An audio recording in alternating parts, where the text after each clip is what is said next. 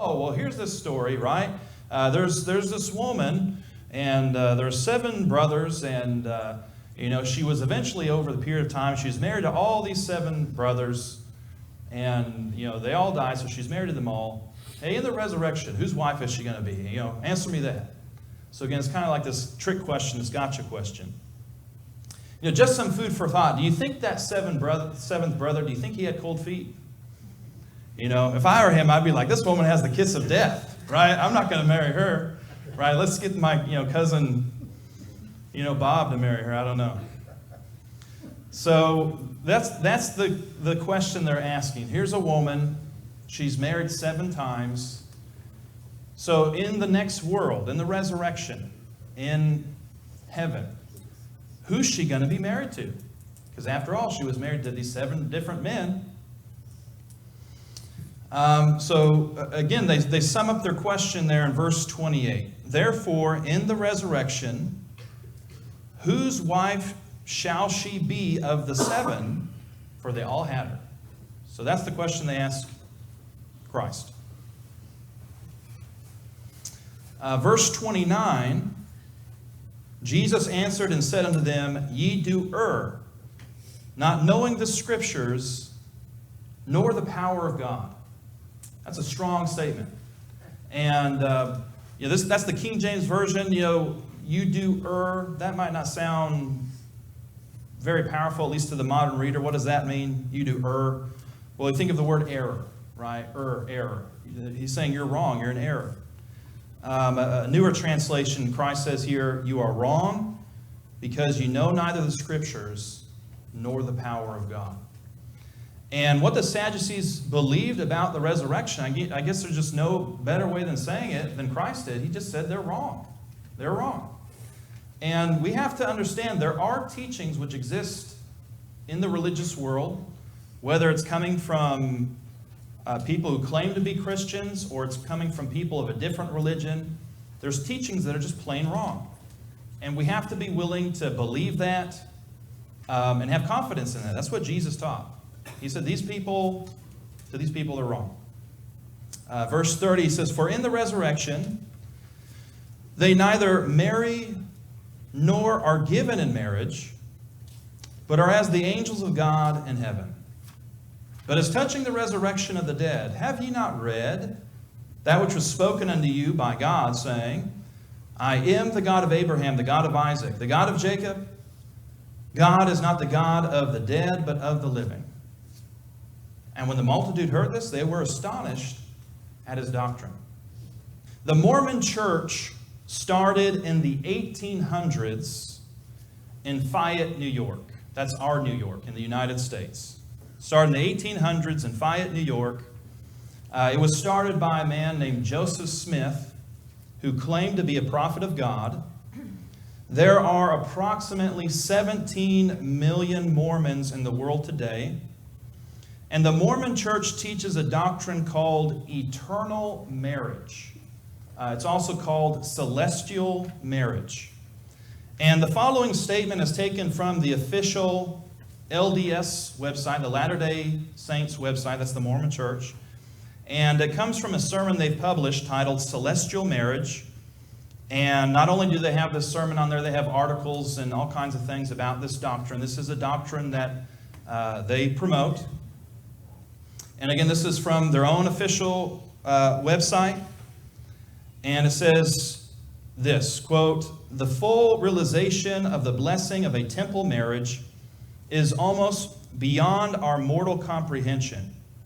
Such a marriage will continue to grow in the celestial realm. There we can become perfected. Now, the Mormon Church teaches that if a couple is married in one of their temples, temple here is referring to a Mormon temple, married according to their scriptures and their customs, that marriage is eternal.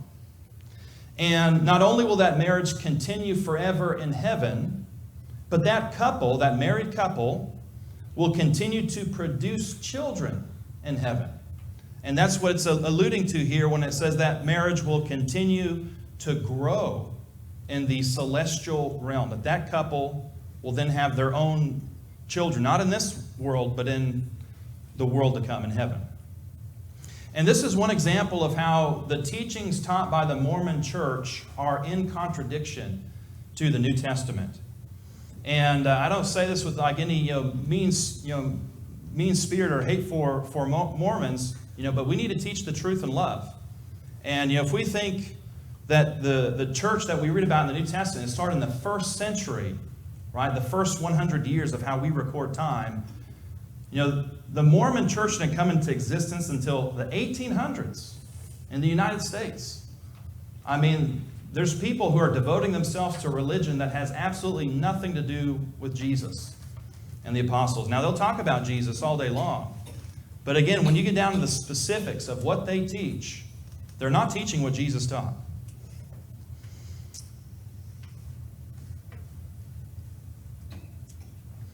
In answering the Sadducees' question about the woman, again, who has married all these, and we have to understand the answer in this context. So the question is about a woman who's married in this life and how that will affect her in the next life, how that will affect her in the resurrection.